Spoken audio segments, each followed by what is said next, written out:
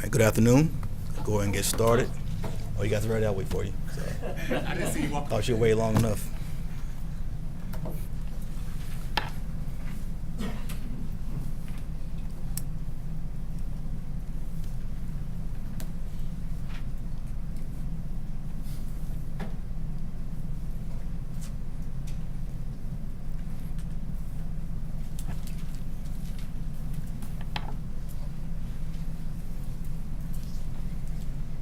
All right, you guys ready? I am Will Glenn, the Public Affairs Manager. We're going to bring up Durham Police Department Chief C.J. Davis to read a written statement.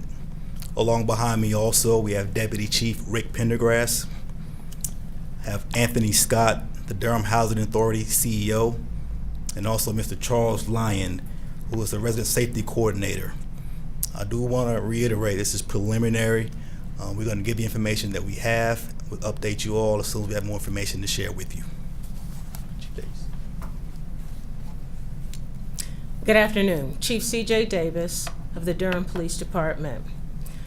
A fatal officer-involved shooting occurred today involving a Durham police officer near Wabash and Dayton Streets in the McDougal Terrace housing community.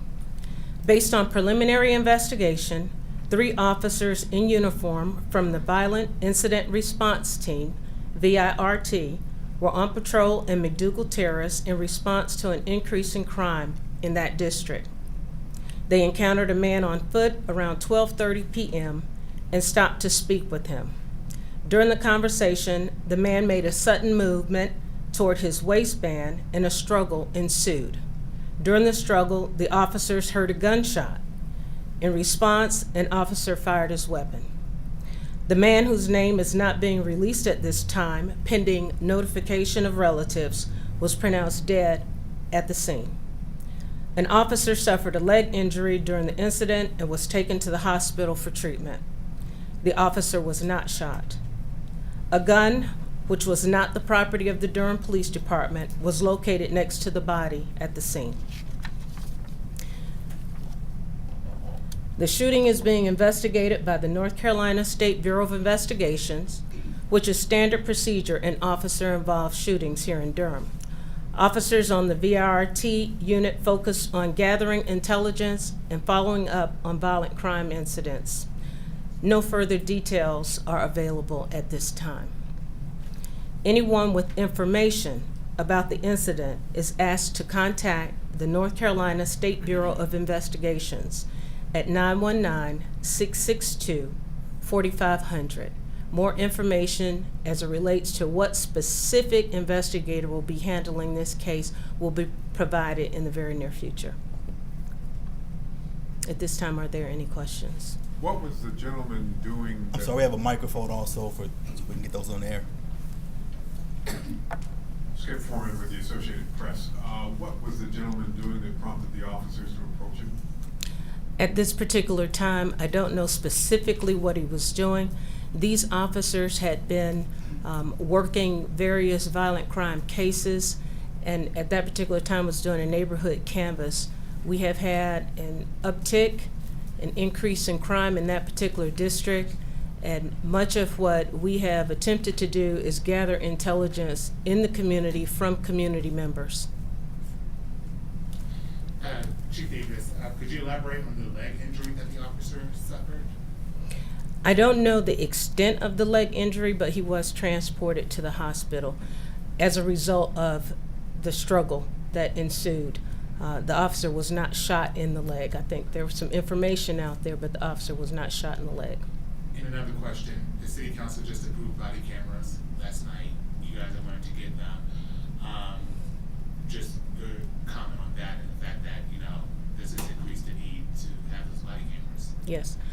This does increase the need. The need was already very apparent to us to help provide clarity in situations such as this and just routine patrol calls and investigations.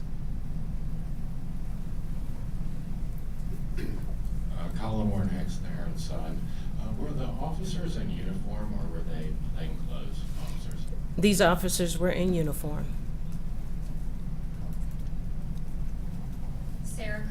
with WRAL. And when do you all expect to roll out those body cameras?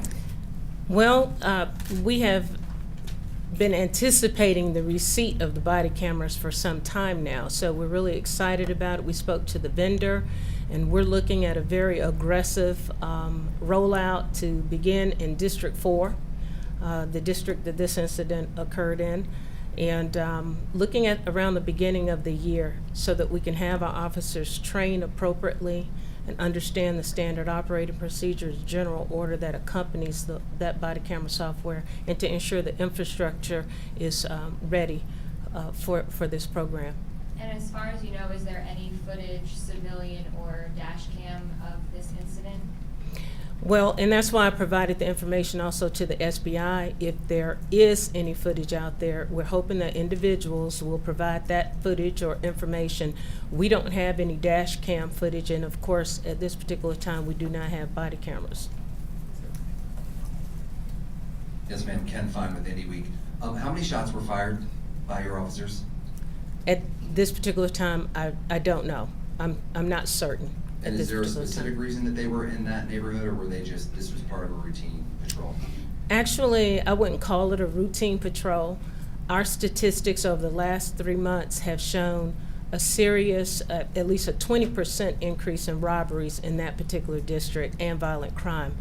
Our concern has been the community members that live in that particular community, and our approach has been to gather intelligence through various non-confrontational types of conversations and communication, neighborhood canvassing, so that we can identify specific individuals that have been responsible for some of the violent crime, drive-by shootings, gang activity that we've seen in that community. Yeah, and last thing, these officers who were in their uniforms, did they show up in an unmarked car, or were they in an actual visible Durham Police Department cruiser?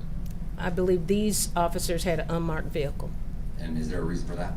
We have several unmarked vehicles in our fleet, and right now we're allowing our officers to occupy the vehicles that we do have to get them out there on the street. Sure, fair enough. Thank you. Thank you. Chief, where are those officers now? I heard maybe in the hospital, or are they now on administrative patrol? Well, I'm not sure if the one officer has been released just yet, but the other officer has already been released on administrative assignment until this investigation has concluded. So just two, one in the Yes. one? Okay. As far as I know for now. Oh, for now, okay. For now, I know there were 2 officers involved. Okay. Hi, Virginia from the from the Newsman server. Do you know whether the officer and the person that was shot had a previous relationship, whether through previous arrest or previous court cases? I don't know that there was a previous relationship. I can tell you that the officers that were in this community were very familiar with the community, and many of the community members are familiar with them as community engagement officers in the past.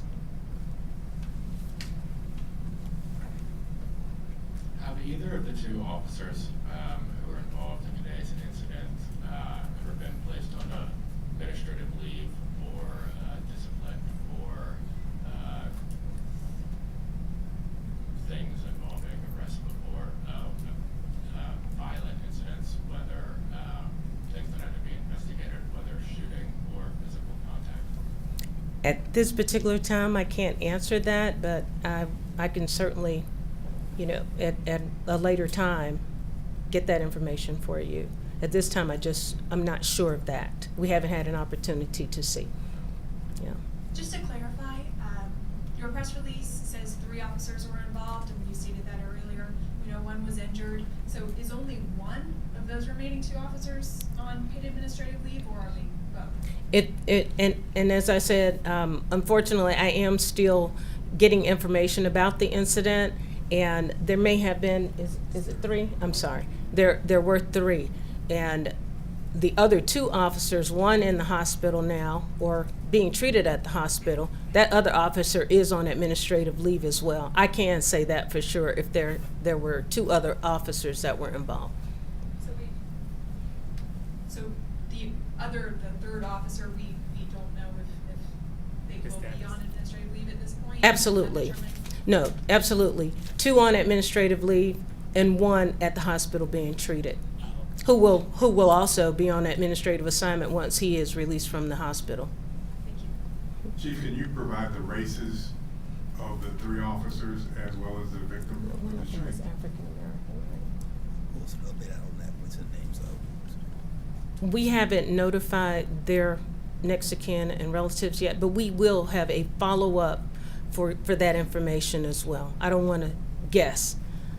In my mind, I think I know who they are, but I don't want to guess. I'd like to have time to give you that information. Chief, are you all making any preparations for how the community may respond to this incident, and what is your message to people living in that neighborhood? While I was out on the scene, I was very concerned, and I'm always very concerned about incidents that occur anywhere in the city that has a traumatic effect on the community. We immediately reached out to a couple of the local ministers, and also our victim witness unit was responding as well, so that we could have dialogue and open conversation about what occurred in the community. And that's why our director of the Atlanta Housing Authority was invited to come here today, so that we could collaborate and make sure that we maintain a level of transparency as we investigate this particular incident, and also to quell the fears of our community members by answering questions and providing information as we're able to do so. Are you yourself going to be going out to this community today, or how soon will those conversations start? Well, I was out there earlier today. Of course, I needed to get back here so that I could address you and get information out very quickly. But we absolutely will be going back out to the community so that we can have conversations about this particular incident as much as we can have those conversations. But yes, we don't expect to just walk away, investigate. We want to make sure that the relationship that we are attempting to build here in the city of Durham is one that is collaborative, is inclusive, is transparent as well. Chief, Yes. was the deceased gun fired? I don't know that just as of yet. There was a gun that was found on the scene, but I can't say that that weapon was fired. Preliminary information was that there was a gunshot, and officers responded to a gunshot. She took my question, but was the gun unregistered? Are there any specs on the gun too? Are there caliber available when that was found? Still preliminary. Still preliminary. And do you know if the deceased lived at McDougal Terrace? Still very preliminary. Not sure just yet. And you may not quite know the answer to this yet, but do you know how many officers discharged their weapons? At this time, I'm not certain. I'm not certain how many officers discharge weapons. And can you say, were these veteran officers or were these rookie officers? Without knowing the exact names of the officers myself, I'm still peeling the onion back. And without knowing, I know a couple of the officers. I know one is a veteran officer, but I'm not sure about the other 2. Chief, thanks. Just because I've done this for a while and I know how these things work. So if this press release were published verbatim online, it would say that during the conversation, the man made a sudden movement. During the struggle, officers heard a gunshot. In response, an officer fired his weapon. Is it common practice of the Durham Police to start firing if they hear a gunshot? If it's relatively close and or if I feel that gunshot came from the individual that I'm encountering, it's reason to believe that could potentially happen. Yeah, fair. I just didn't see that Yeah. on this press release, so I was making sure. So the officers believed that individual had fired a gun at them, and they responded with use of force.